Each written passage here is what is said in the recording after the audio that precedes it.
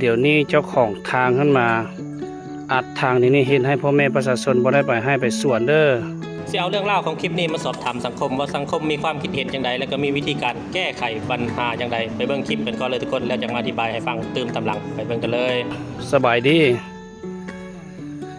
เส้นทางไปผ่าตั้งตู่ที่พวกเขาแก้หันบนแล้วเด้อเดี๋ยวนี้เจ้าของทางขึ้นมา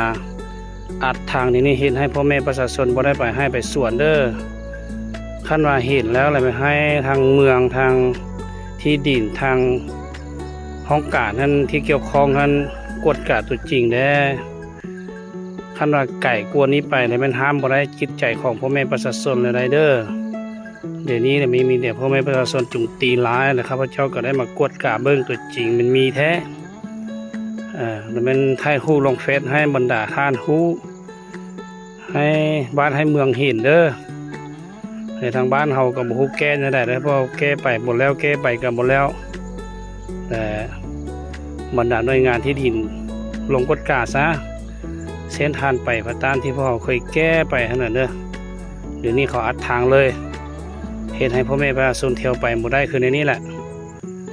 แล้วมันไก่นี่แหละมันห้ามหมดได้พ่อแม่ประชาชนเลยได้เนอะในจักสิเป็นอะไรกับบุก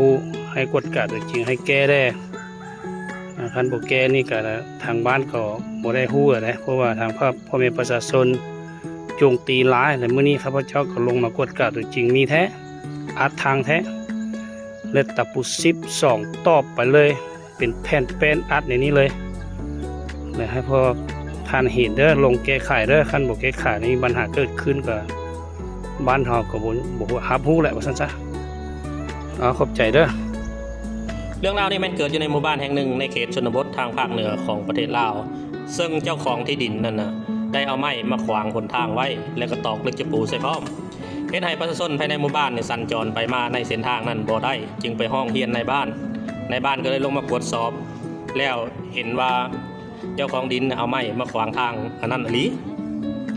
และ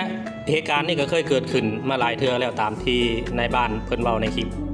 แต่ก็ยังเป็นคือเก่าซึ่งคนทางที่เจ้าของดิน